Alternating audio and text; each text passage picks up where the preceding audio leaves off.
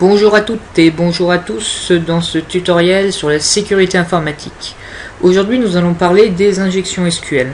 Qu'est-ce qu'une injection SQL? Cela consiste à détourner une de vos requêtes afin de subtiliser des informations telles qu'un login ou un mot de passe, des informations sensibles et pouvant nuire à la sécurité de votre site. Il existe bien entendu des techniques assez simples pour s'en prémunir. Je vais donc vous les montrer. Mais avant cela, je pense qu'il est important de voir et de comprendre comment fonctionne cette faille afin de pouvoir mieux s'en prémunir. Donc actuellement, ce que vous avez sous les yeux est un simple formulaire avec un pseudo et un mot de passe qui pourrait par exemple être votre formulaire de connexion à votre administration. Donc comme vous le voyez, j'ai fait un code très basique. J'ai un simple formulaire avec un label et des inputs. Bon, ici vous auriez dû mettre password, mais pour les besoins du tutoriel, j'ai laissé en texte. Et si j'ai des données, je me connecte à ma base de données. Ici, donc, je suis en local, dans une base de données qui s'appelle tuto. J'ai ici ma requête, qui va sélectionner tous les membres, dont le pseudo et le mot de passe correspondent aux données rentrées. J'affiche la requête pour les besoins du tutoriel. Je l'exécute. Si j'ai un résultat, je mets que nous sommes connectés et j'affiche les données collectées. Si ce n'est pas le cas, tout simplement, je mets que nous ne sommes pas connectés. Un code en soi très simple, et qui pourtant a une faille de sécurité du type d'injection SQL. Donc je vais vous montrer un peu. Donc, tout d'abord, je vais vous montrer un peu ma base de données. Donc j'ai une table membre qui contient 4 colonnes, un ID, un pseudo, un mot de passe et un rang. Il n'y a actuellement que deux membres, Bignay et Yann, dont les mots de passe sont en réalité les pseudos encodés en SHA-1. Donc, je vais remplir, déjà on va tester si cela marche correctement. Donc, je vais sélectionner dans ma base de données membres où les pseudos égale Yann et où le mot de passe correspond à Yann crypté. Donc, vous voyez que je suis bien connecté, que j'ai pu collecter les données, donc telles que mon pseudo, mon rang, etc. Donc le système actuellement marche bien. Mais néanmoins, imaginons que moi, voilà, je suis un pirate et je souhaite prendre l'identité d'un autre membre. Tout simplement, dans le pseudo, qu'est-ce que je vais mettre? Je vais mettre apostrophe or 1 égale 1 or 1 égale apostrophe et je mets n'importe quoi en mot de passe. Et vous allez voir qu'actuellement, je suis bel et bien connecté sous le login de Bignay. Pourquoi? Tout simplement, je vais vous proposer de regarder la requête.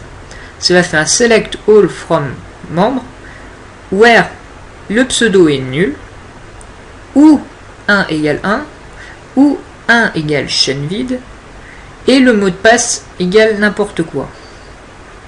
Dans notre clause where, on a une condition qui est toujours remplie, c'est le 1 égale 1, parce que 1 est toujours égal à 1.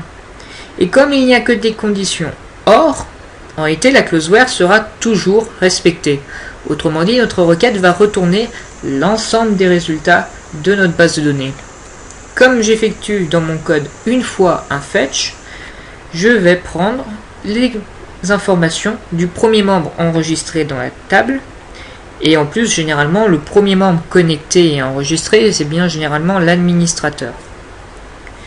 Donc ces techniques déjà montrent comment j'ai réussi à détourner une de vos requêtes pour me connecter sous l'identité d'un autre membre.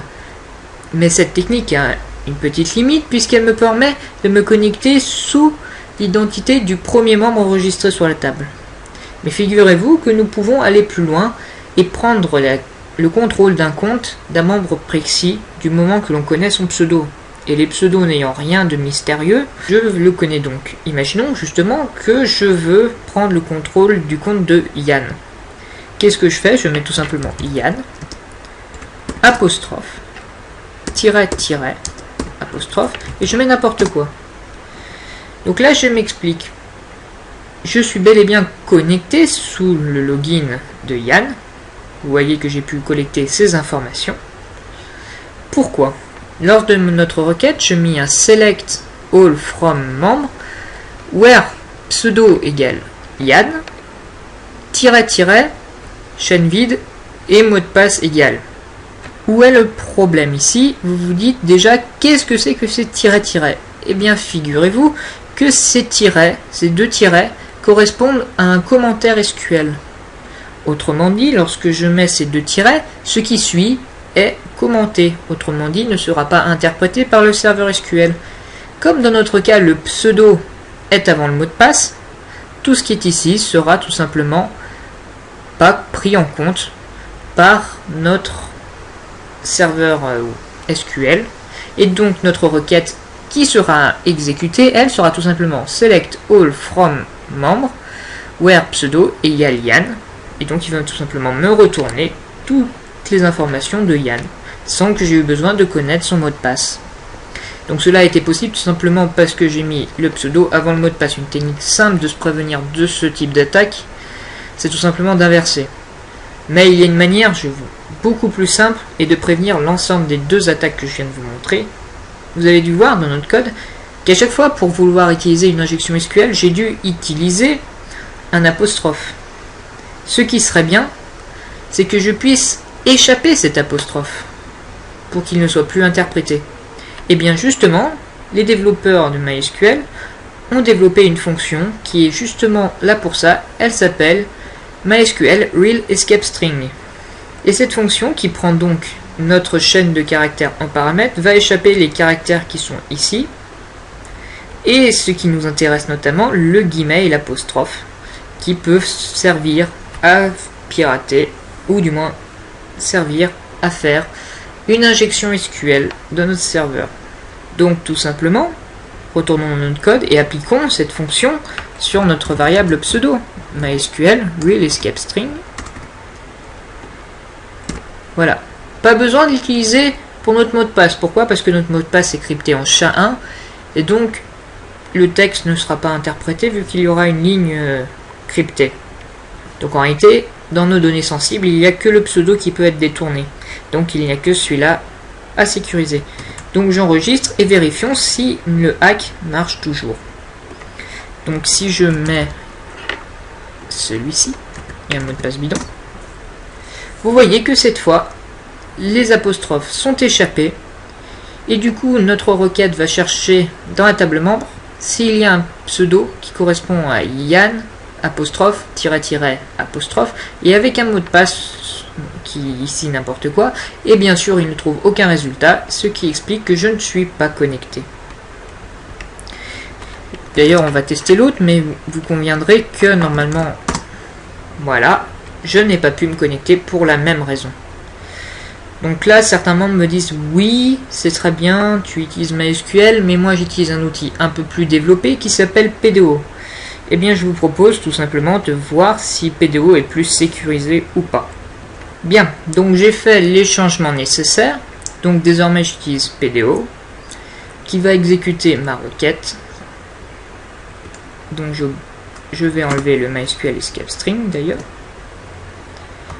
J'affiche toujours ma requête pour les besoins du tutoriel et si j'ai un résultat, je mets que je suis connecté. Si ce n'est pas le cas, bien. Donc testons tout simplement si déjà il marche le système. Déjà il marche. C'est déjà bien. Je me serais inquiété sinon. Donc, maintenant, retestons nos hacks.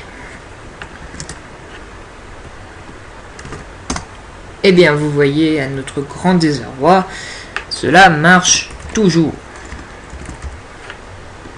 Et celui-là aussi.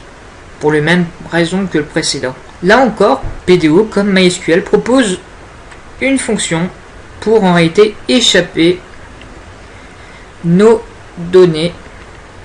Il s'agit de quotes. Cette fonction va ajouter des quotes, ajouter des apostrophes aux extrémités de notre chaîne de caractères et toutes les apostrophes qui sont à l'intérieur seront échappées. Du coup, je dois enlever ces apostrophes pour éviter d'avoir une double apostrophe qui va créer un problème de notre base de données. Maintenant, retestons.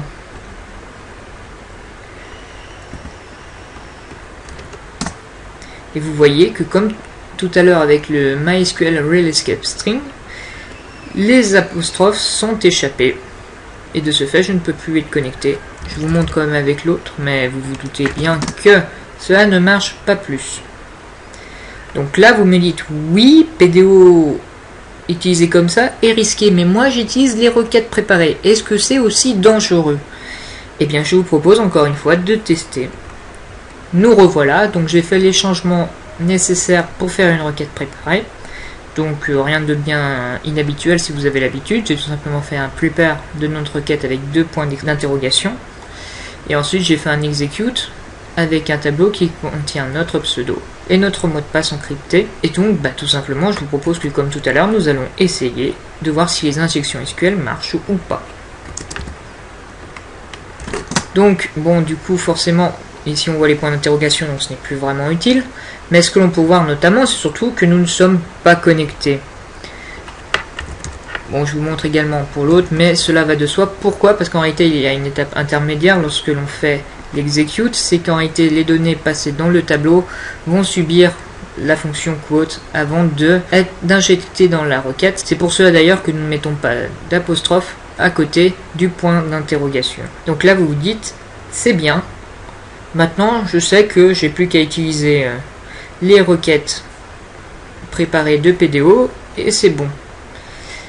C'est pas si sûr parce que ici nous avons fait des cas où nous utilisons effectivement les chaînes de caractères, mais il n'y a pas que cela. Il y a également des requêtes se basant sur des chiffres ou des nombres. Et que se passe-t-il dans ce cas-là?